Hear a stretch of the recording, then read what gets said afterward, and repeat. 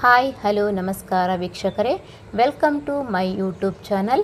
ನನ್ನ ಚಾನಲ್ನ ಸಬ್ಸ್ಕ್ರೈಬ್ ಮಾಡಿ ಪಕ್ಕದಲ್ಲಿರುವ ಬೆಲ್ ಐಕನ್ನ ಒತ್ತಿ. ನಾನು ಹಾಕುವಂಥ ವಿಡಿಯೋಗಳ ನೋಟಿಫಿಕೇಷನ್ ನಿಮಗೆ ಸಿಗುತ್ತೆ. ಇವತ್ತು ನಾನು ಬೆಂಡೆಕಾಯಿ ಪಲ್ಯ ಮಾಡೋದು ಹೇಗೆ ಅಂತ ಹೇಳ್ಕೊಡ್ತೀನಿ. ನಮ್ಮ ಮನೆಯ ಗಿಡದಲ್ಲಿ ಬೆಂಡೆಕಾಯಿ ಆಗಿತ್ತು, ಸೊ ಅದರಿಂದನೇ ಈ ಡಿಶ್ನ ಮಾಡ್ತಾಯಿದ್ದೀನಿ.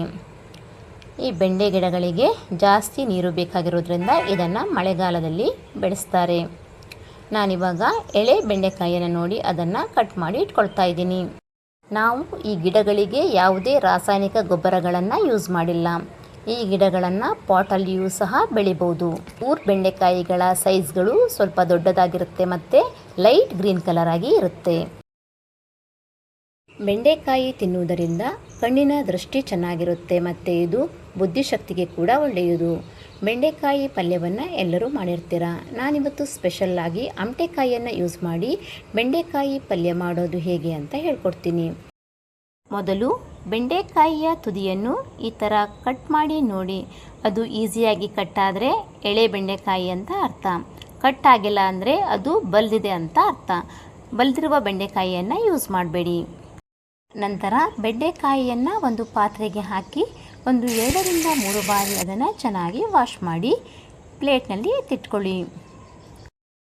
ಒಂದು ಒಣ ಬಟ್ಟೆಯ ಸಹಾಯದಿಂದ ಬೆಂಡೆಕಾಯಿಯ ಮೇಲಿರುವ ನೀರುಗಳನ್ನು ಈ ಥರ ಒರೆಸಿ ತೆಗೆಯಿರಿ. ಬೆಂಡೆಕಾಯಿಯಲ್ಲಿ ನೀರು ಇದ್ದರೆ ಅದು ಲೋಳೆ ಬಿಟ್ಕೊಳ್ಳುತ್ತೆ. ನಂತರ ಬೆಂಡೆಕಾಯಿಯನ್ನು ಈ ಥರ ರೌಂಡ್ ಶೇಪ್ನಲ್ಲಿ ಚಿಕ್ಕದಾಗಿ ಕಟ್ ಮಾಡಿಕೊಳ್ಳಿ. ಇದೇ ಶೇಪ್ನಲ್ಲಿ ಕಟ್ ಮಾಡಬೇಕಂತ ಏನಿಲ್ಲ, ನಿಮಗೆ ಯಾವ ಥರ ಶೇಪ್ ಬೇಕು ಆ ಥರ ಶೇಪ್ನಲ್ಲಿ ಚಿಕ್ಕದಾಗಿ ಅದನ್ನು ಕಟ್ ಮಾಡಿ ಒಂದು ಪ್ಲೇಟ್ನಲ್ಲಿ ಎತ್ತಿಟ್ಕೊಳ್ಳಿ.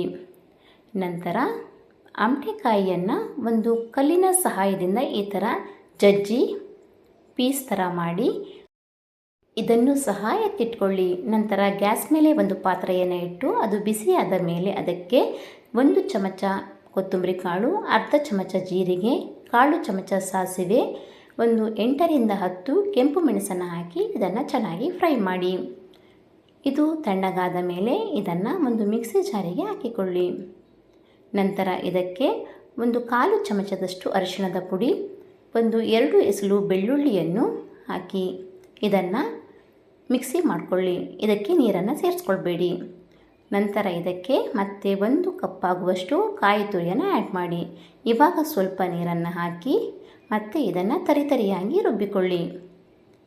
ಈ ಥರ ಹದದಲ್ಲಿ ಇದ್ದರೆ ಸಾಕು. ನಂತರ ಗ್ಯಾಸ್ ಮೇಲೆ ಮತ್ತೆ ಒಂದು ಪಾತ್ರೆಯನ್ನು ಇಟ್ಟು ಇದಕ್ಕೆ ಕಟ್ ಮಾಡಿದಂಥ ಬೆಂಡೆಕಾಯಿಯನ್ನು ಹಾಕಿ ಜಜ್ಜಿ ಪೀಸ್ ಮಾಡಿದಂತಹ ಆಮಟೆಕಾಯಿಯನ್ನು ಸಹ ಸೇರಿಸ್ಕೊಳ್ಳಿ. ನಾನು ಇಲ್ಲಿ 4 ಆಮಟೆಕಾಯಿಗಳನ್ನು ತೆಗೆದುಕೊಂಡಿದ್ದೀನಿ. ನಿಮಗೇನಾದರೂ ಹುಳಿ ಜಾಸ್ತಿ ಬೇಕನ್ಸಿದ್ರೆ ಮತ್ತೆ 1 ಅಥವಾ 2 ಆಮಟೆಕಾಯಿಗಳನ್ನು ಸೇರಿಸ್ಕೊಳ್ಬೋದು.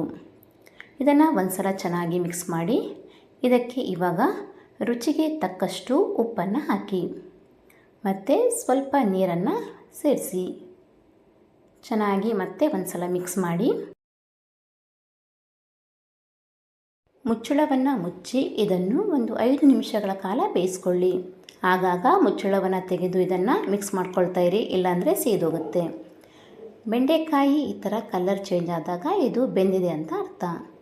ಇವಾಗ ಇದಕ್ಕೆ ರುಬ್ಬಿ ಇಟ್ಟಿದ್ದಂಥ ಮಸಾಲೆಯನ್ನು ಆ್ಯಡ್ ಮಾಡ್ಕೊಳ್ಳಿ. ಇದನ್ನು ಸಹ ಒಂದು 2 ಸೆಕೆಂಡ್ಗಳ ಕಾಲ ಚೆನ್ನಾಗಿ ಮಿಕ್ಸ್ ಮಾಡಿಕೊಳ್ಳಿ. ಮಸಾಲೆಯ ಹಸಿ ವಾಸನೆ ಎಲ್ಲ ಹೋಗಬೇಕು. ನಂತರ ಇದಕ್ಕೆ ಸ್ವಲ್ಪ ನೀರನ್ನು ಸೇರಿಸಿ ಮತ್ತೆ ಚೆನ್ನಾಗಿ ಮಿಕ್ಸ್ ಮಾಡಿ ಮುಚ್ಚಳವನ್ನು ಕ್ಲೋಸ್ ಮಾಡಿ ಒಂದು 2 ರಿಂದ 3 ನಿಮಿಷಗಳ ಕಾಲ ಮತ್ತೆ ಅದನ್ನು ಬೇಯಿಸ್ಕೊಳ್ಳಿ. ಈ ಥರ ಚೆನ್ನಾಗಿ ಕುದಿ ಬರಬೇಕು. ಮಸಾಲೆ ಎಲ್ಲ ಬೆಂಡೆಕಾಯಿಗಳಿಗೆ ಹಿಡಿಬೇಕು. ಇದನ್ನು ಮತ್ತೆ ಮಿಕ್ಸ್ ಮಾಡ್ಕೊಳ್ತಾ ಇರಿ. ಇದೇ ಥರ ನೀರೆಲ್ಲ ಡ್ರೈ ಆಗಬೇಕು. ನೀರೆಲ್ಲ ಡ್ರೈ ಆಗಿದ ಮೇಲೆ ಮಧ್ಯದಲ್ಲಿ ಸ್ವಲ್ಪ ಜಾಗವನ್ನು ಮಾಡಿ ಅದಕ್ಕೆ ಜಜ್ಜಿದ 2 ರಿಂದ 3 ಬೆಳ್ಳುಳ್ಳಿಯ ಎಸಳುಗಳನ್ನು ಹಾಕಿ ಅದರ ಮೇಲೆ 1 ಚಮಚದಷ್ಟು ತೆಂಗಿನ ಎಣ್ಣೆಯನ್ನು ಹಾಕಿ ಮಸಾಲೆಯನ್ನು ಇದರ ಮೇಲೆ ಕ್ಲೋಸ್ ಮಾಡಿ ಮತ್ತು ಮುಚ್ಚಳವನ್ನು ಮುಚ್ಚಿ ಒಂದು 2 ಸೆಕೆಂಡ್ಗಳ ಕಾಲ ಅದನ್ನು ಮತ್ತೆ ಬೇಯಿಸ್ಕೊಳ್ಳಿ. ಇವಾಗ ಇದು ಆಗಿದೆ. ಒಂದು ಸಲ ಎಲ್ಲವನ್ನು ಚೆನ್ನಾಗಿ ಮಿಕ್ಸ್ ಮಾಡಿ ಗ್ಯಾಸನ್ನು ಆಫ್ ಮಾಡಿ ಇದನ್ನು ಸರ್ವ್ ಮಾಡಿ. ಇದು ಹುಳಿ ಹುಳಿಯಾಗಿ ಚೆನ್ನಾಗಿ ಇರುತ್ತೆ. ಒಂದು ಸಲ ಟ್ರೈ ಮಾಡಿ. ಹೇಗೆ ಬಂದಿದೆ ಅಂತ ಕಮೆಂಟ್ ಮಾಡಿ ತಿಳಿಸಿ. ನನ್ನ ಚಾನಲ್ನ ಸಬ್ಸ್ಕ್ರೈಬ್ ಮಾಡಿ, ಲೈಕ್ ಮಾಡಿ, ಶೇರ್ ಮಾಡಿ. Thank you.